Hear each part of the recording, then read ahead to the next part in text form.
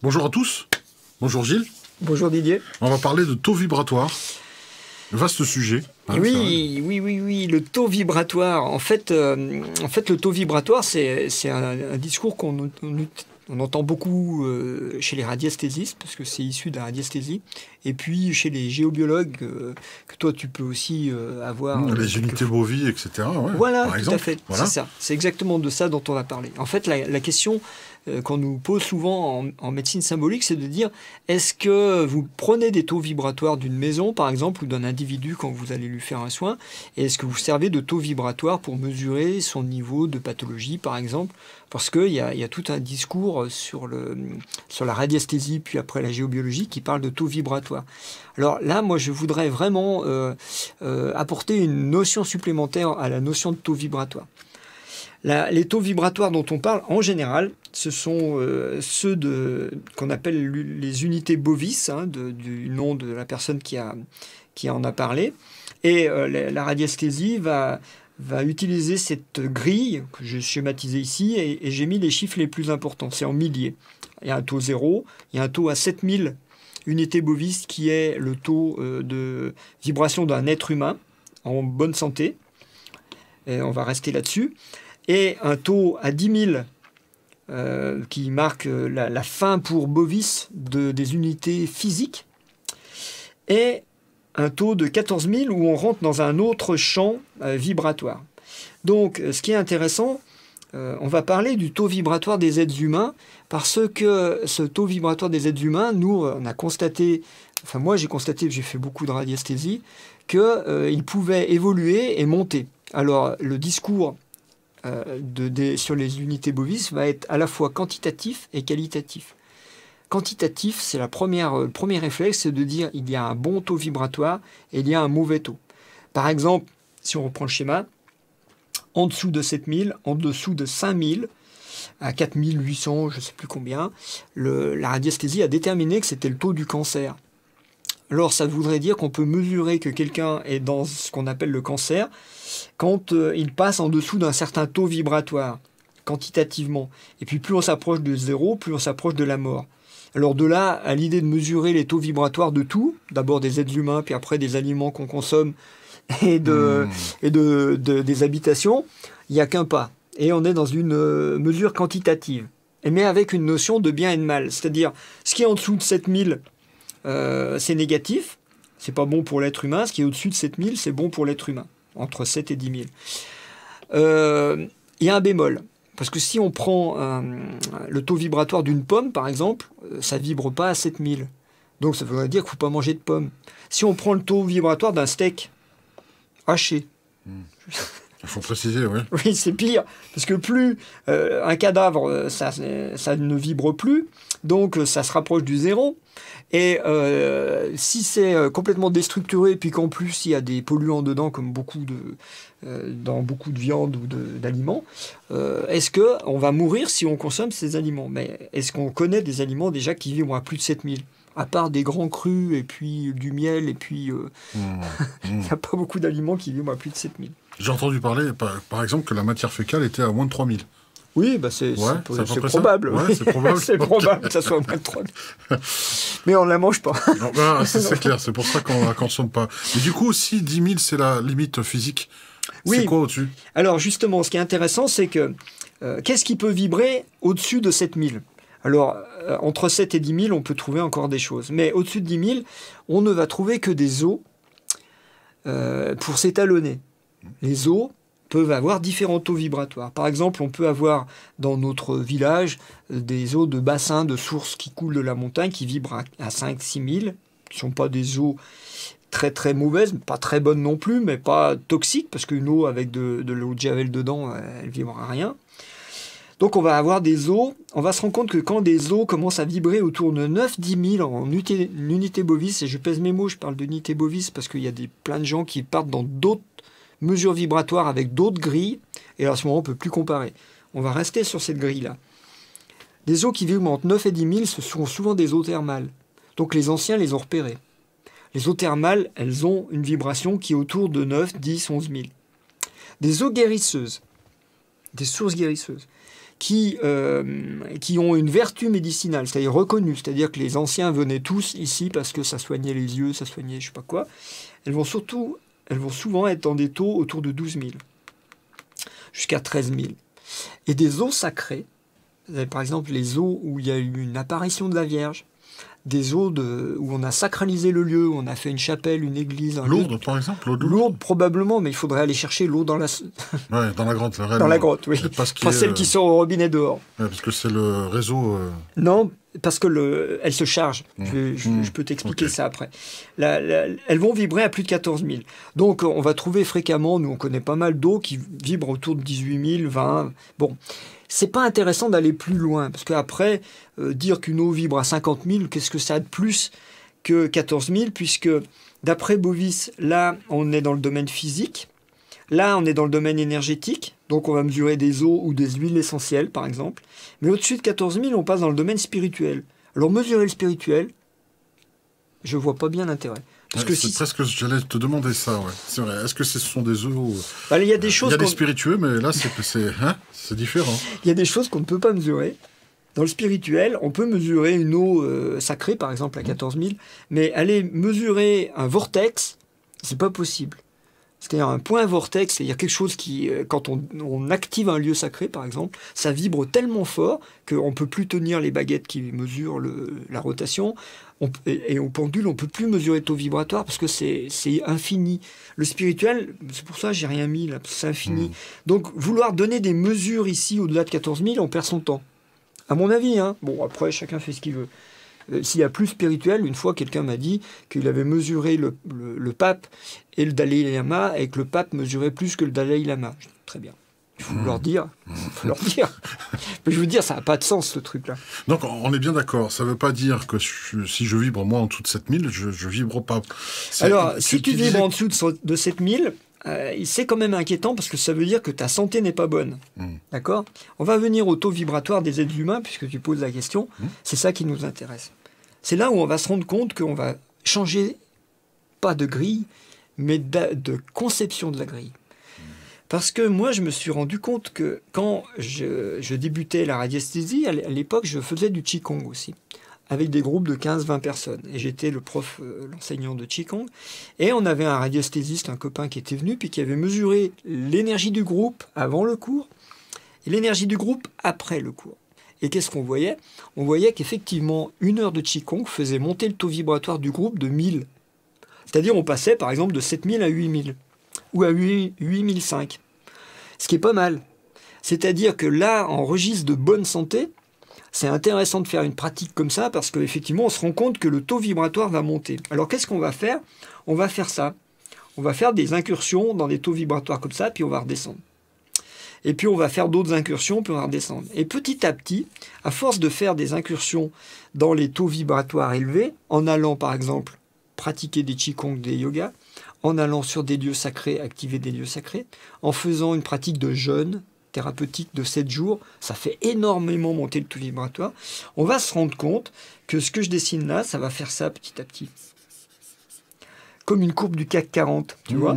Ce qui va faire que, en fait, le taux vibratoire de la personne, sur des années, et je ne parle pas sur des semaines, hein, sur des années, là, je pèse mes mots, je suis sur des années, le taux vibratoire de la personne va changer. Alors, qu'est-ce qui va se passer quand la personne va commencer à s'installer dans un taux à 8000 ou à 9000 ?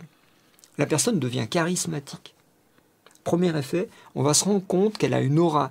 C'est-à-dire que quand elle parle, on l'écoute. Quand on la regarde, on dit, tiens, cette personne rayonne. Tu vois ce que je veux dire ? Elle émet. Elle émet quelque chose. Il y a une sorte de rayonnement. Jusqu'à 9000, 10 000, la personne, elle a un rayonnement. On commence à la sortir du lot. On dit, bon, c'est pas un humain comme les autres, il y a quelque chose qui rayonne. C'est intéressant. Puis là, il y a une barrière des 10 000 qui est le taux physique. Et effectivement, on se rend compte que le taux continue à augmenter et qu'il peut passer à 10 000, 11 000, 12 000. Et nous, on l'a vécu, par exemple, dans les jeunes. On se dit, mais attends, mais qu'est-ce que c'est qui, à l'intérieur de nous, fait une présence, une sensation de présence qui vibre fort. Alors on dit, bah, c'est l'effet du jeûne, d'accord. Mais cette vibration, elle dure des semaines, voire des mois après le jeûne. Et, curiosité, on mesure le taux vibratoire, puisque ça a l'air d'être une vibration curiosité, on mesure le taux vibratoire, et on se rend compte qu'effectivement, un jeûne, au-delà de ces vibrations de 10 000, peut nous amener dans des vibrations plus élevées. On va ressentir comme une sorte de présence qui vibre en nous. Parallèlement à ce phénomène, nous nous sommes rendus compte que notre perception de la vie, comment on pourrait dire, notre conscience de la vie, d'être vivant, ça te va si je dis ça? Ah bah oui. La conscience d'être vivant grandit. C'est-à-dire que là, on se rend compte qu'on ne mesure plus un taux vibratoire physique, mais un taux vibratoire, là aussi je mets un autre mot qui va peut-être choquer certains, mais de la conscience. De la conscience de la vie, ou d'être en vie, comme vous voulez. C'est-à-dire que, ici, on a une conscience, on va dire, à 7000, qui pourrait être une conscience d'un animal. C'est-à-dire, je suis vivant, mais je ne sais pas que je suis vivant. Je fais du Qigong, et j'ai une présence en moi, je sens que je suis plus présent. Là, je passe à un taux de conscience d'être vivant, d'être présent. Donc, je commence à monter vers les 10 000. Quand je passe la barre du physique, ma conscience change de cap. Je n'ai plus la conscience d'être que vivant dans un corps, mais d'être vivant à des niveaux plus subtils, qu'on appelle l'énergétique. C'est-à-dire quelqu'un qui va vibrer à 11 000, 12 000, c'est quelqu'un qui va commencer à vibrer dans une conscience, peut-être on pourrait dire de l'âme. Je ne sais pas quel mot on pourrait dire, mais c'est une conscience d'être vivant d'une manière beaucoup plus présente que celle de simplement faire une pratique énergétique. Et il y a une autre limite qui apparaît, et là ça va prendre des années, hein, entre 10 000 et 14 000 de notre expérience, mais bon, chacun son expérience, ça va prendre des années parce que les taux vibratoires ont besoin de s'installer dans la durée. Si par exemple je suis dans un taux vibratoire qui augmente parce que j'ai une bonne hygiène, parce que sans hygiène, difficile. Une bonne hygiène de vie, physique, émotionnelle, mentale, je fais un travail. Je fais un travail sur moi. Parce que sans travail sur soi, ça marche pas, on stagne. Si je respecte ces règles-là qui sont du bon sens, le taux vibratoire devrait continuer à progresser. Mais si j'arrête l'hygiène et le travail sur moi, le taux va se stopper et on va redégringoler. Donc c'est jamais acquis. C'est jamais Même acquis. si on passe à 12 000, on peut redescendre à 10 000. Bah bien sûr, nous on s'en est rendu compte par exemple d'une manière bête, c'est que si pendant 15 jours on est dans un endroit où on est obligé de manger dans des restaurants pas bio, avec des choses pas sympathiques à manger, on sent vraiment que notre présence... Ça plombe. Ouais, ça plombe. Vraiment. Ouais, c'est ça. D'accord. Donc on sent que ça a une influence, puis si on mesure le taux vibratoire, effectivement on redescend. Alors là, entre 10 et 14 000, est-ce qu'on peut parler, je dirais presque, d'hyperconscience plutôt que la conscience? Là, on serait conscient entre 7 et 10 000, et 10 à 14 000, il y a une hyperconscience qui se développe? Oui, et on la sent bien dans le jeûne. C'est ça qui est interpellant, c'est que dans le moment du jeûne, quand on arrive au bout de 7 jours de jeûne, parce que 2 ou 3 jours de jeûne, on est plutôt mal, mais au bout de 7e jour de jeûne et les semaines qui vont suivre, on a vraiment une sensation, mais nous, on a des expériences avec nos stagiaires, c'est incroyable. Les gens, au bout de 7 jours de jeûne, ils sont en pleine forme, ils dansent, ils chantent, alors qu'ils n'ont rien mangé depuis 7 jours. Ils ont une pêche, puis ils disent tous, on est léger, on se sent bien. C'est incroyable l'effet que ça a. Alors, et là, on se sent jeûne dans... hydrique ou pas? Jeûne hydrique ou pas? Bah bien sûr, jeûne hydrique. Oui, D'accord, oui, ok. parce que sans boire, alors là, c'est... Non, mais il y en a qui se posent la question, donc voilà. oui, non, mais non, l'histoire de prana, se nourrir de prana, non, c'est pas le but. Non. Ben non, c'est bon, chacun son truc. Là, je vous parle du taux vibratoire. Hein. Je n'ai pas expérimenté la nourriture pranique encore, donc je n'en parle pas, tout simplement. Par contre, là, je peux dire que là, il y a une étape intéressante, à 14 000, parce que Bovis dit, à partir de là, on va passer dans le spirituel. Alors, qu'est-ce que ça veut dire, le spirituel? Ça veut dire que la conscience, elle est corporelle, là, elle est au niveau de l'âme, donc là, elle va être au niveau de l'esprit. Au niveau de l'esprit, qu'est-ce qui va se passer?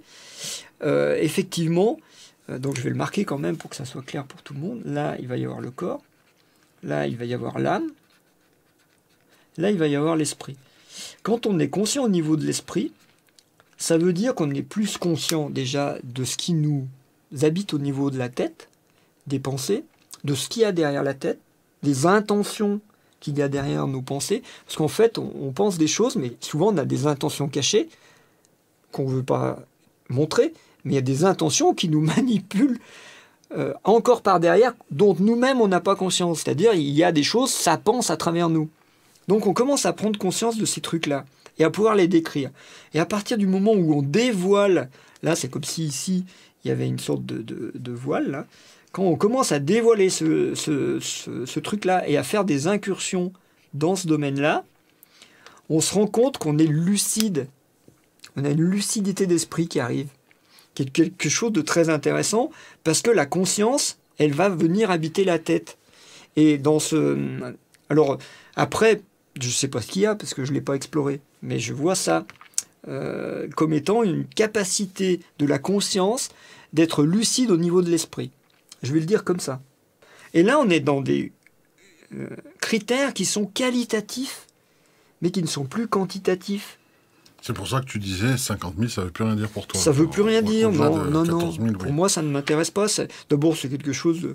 À un moment, je mesurais des trucs comme ça, puis après, je me suis arrêté, j'ai dit, je suis dans le délire, parce que ça n'a aucun sens.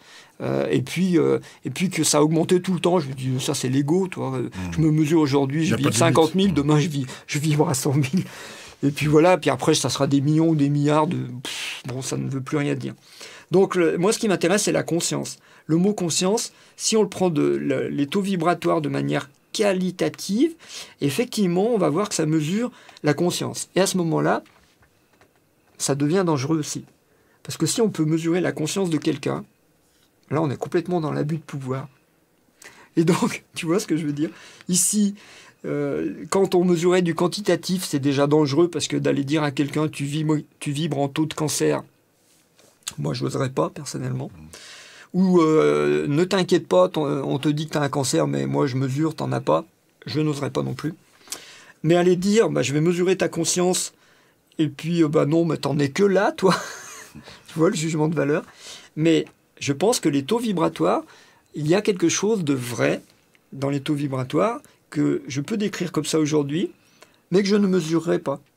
Donc on a bien compris qu'avec la dérive capitalistique, on est avec les riches, les pauvres, etc., une échelle de valeur, tu as peur qu'on ait la même valeur, une autre monnaie, celle de la conscience, de la vibration, du taux vibratoire. Il y aura ceux qui seront riches parce qu'ils ont un haut taux vibratoire. Tu as peur de cette dérive-là? Mais là, c'est toi qui le dis, hein. Ça doit être dans ta tête. T'imagines qu'on décide un jour, un État décide que n'ont le droit de vote que ceux qui vibrent à plus de 10 000. Par exemple. Ça serait une drôle de société. Ça serait une drôle de société. Ou alors on aurait des surprises parce que peut-être le président de la République n'aurait pas le droit de vote.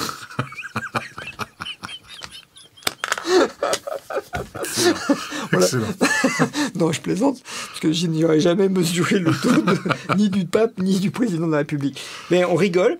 En tout état de cause, là, il y a quand même un truc intéressant, moi, que je fais par curiosité. Je le fais par curiosité pour moi, parce que je suis un enseignant. J'ai donc à communiquer des choses, j'ai donc à guider des élèves vers un mieux-être. Je sais qu'il y a un mieux-être corporel qui est lié à une hygiène, un travail sur soi, enfin une hygiène surtout, et des travails corporels, par exemple de Qigong ou de yoga, de techniques corporelles douces.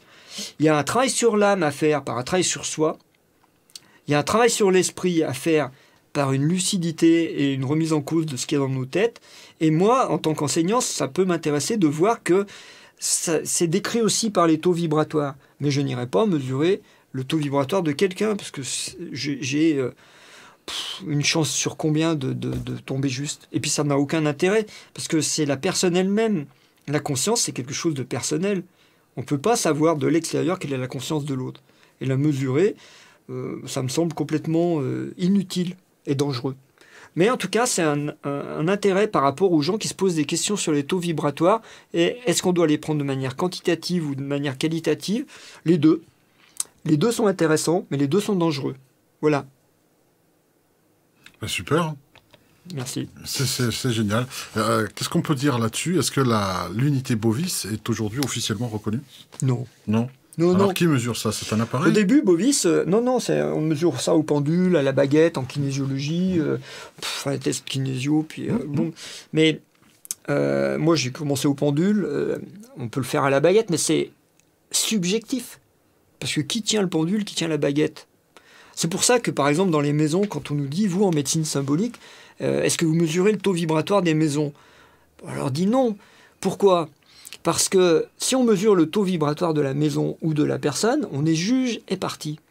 C'est-à-dire, moi j'arrive dans une maison à harmoniser avec un individu, avec un habitant, puis je lui dis oh là là, c'est la catastrophe, votre taux vibratoire de la maison est complètement négatif, c'est pas bon, tout ça. Je fais après ce que j'ai à faire avec l'habitant, parce que nous on travaille toujours en miroir de l'habitant. Puis à la fin, je remesure le taux vibratoire, je dis à la personne, ben voilà, maintenant ça va mieux. Je suis juge et partie, je suis exactement comme le médecin.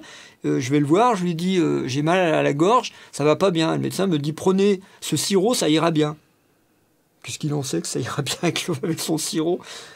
C'est moi qui décide, je suis le patient, c'est moi qui décide si la toux elle passe ou j'ai été soigné par le sirop. C'est exactement pareil quand on mesure des taux vibratoires. Qui est-ce qui décide d'aller bien ou d'aller mal? C'est l'habitant. Donc être juge et partie, c'est un piège. Oui, c'est un peu comme les agences de notation des pays, avec les AA+. Ah oui. Oui, jugé parti, là, pour le coup. Exactement. On rentre dans ce genre de dérive. Donc, qu'est-ce qu'on peut faire pour augmenter son propre taux vibratoire avant même de consulter ou de prendre soin de soi? Tu dis donc une hygiène, un travail sur soi, et ça commence par quoi? Une parole impeccable, comme les 4 accords Toltec, déjà, par exemple? Ça peut, mais tout travail de conscience. Voilà, c'est vraiment ça le mot-clé. Tout travail de conscience est intéressant. Conscience dans le corps, par exemple quand on fait un qigong, mettre la respiration ici, son attention dans les pieds, dans telle zone du corps. Vivre le moment présent vraiment. Oui, être pleinement là. Être pleinement présent dans son corps. Bien sûr, faire attention à ce qu'on ingère, ce qu'on met dans son corps, et à ce qui sort de sa bouche. Le fameux truc, c'est pas ce qui rentre dans votre bouche qui vous pollue le plus, c'est ce qui sort de votre bouche. Bon, et la conscience dans ses paroles, conscience dans ses pensées. Tout ça va petit à petit faire monter le taux vibratoire des gens. Et ce n'est pas forcément lié, du coup, et c'est là où ça devient intéressant, c'est pas forcément lié au fait de... C'est pas forcément visible, comment dire, on pourrait avoir quelqu'un qui est infirme dans son corps, mais qui a un super taux vibratoire, parce qu'il y a une conscience hyper éclairée dans ses yeux et dans son... Tu vois ce que je veux dire? Oui, il a dû compenser, et oui. a fait un véritable travail sur lui-même. Ouais, déjà, ouais. Et donc le taux vibratoire, il ne va pas forcément mesurer quelque chose qui va être uniquement du corps. À un moment, il peut mesurer quelque chose qui est de l'ordre de l'âme ou de l'ordre de l'esprit. Ce qui va expliquer que ce n'est pas une chose facile à analyser, ça. Donc, comme tu dis, c'est subjectif. Oui, c'est subjectif. Mais c'est intéressant quand même. Alors, le centre Le Désert propose des activités là-dessus? Alors nous, ce qu'on propose en médecine symbolique, c'est effectivement, il y a un travail sur le corps. On le propose dans la formation, parce que nous, c'est une école qui vise à emmener les gens d'un point à un autre. Ce qui est intéressant, c'est que ça peut... dans le cursus, on intègre bien sûr tout un travail énergétique avec des qigong, avec les baguettes coudées de sourcier, parce qu'on se sert de ça pour pratiquer la méthode. Ça va induire un travail sur soi au niveau de l'âme, parce qu'on va enseigner l'énéagramme dans le cursus. Et on va aller voir ce qu'il y a dans l'esprit, c'est-à-dire dans les intentions, comment on peut travailler le verbe et l'intention claire. Dans le cursus, on va aller jusque-là. C'est-à-dire qu'effectivement, c'est un chemin, la médecine symbolique, on pourrait dire que c'est... un booster de vibration. On peut dire ça, la médecine symbolique est un booster. C'est un booster, c'est une voie. Ce n'est pas une technique, c'est une voie. C'est-à-dire que les gens qui rentrent en médecine symbolique rentrent dans une école qui va les emmener d'un point à un autre. Et ça va prendre les gens là où ils sont et les emmener plus loin. C'est une voie. On peut dire que c'est une voie d'éveil. La voie de la conscience. Une voie d'éveil de la conscience. De l'hyperconscience. Ben voilà. Donc pour ça, tout dans les descriptions, pour contacter la médecine symbolique. Téléphone, email, tout est là. Super. Et site internet. Merci Didier. Merci à vous. Au revoir. Au revoir.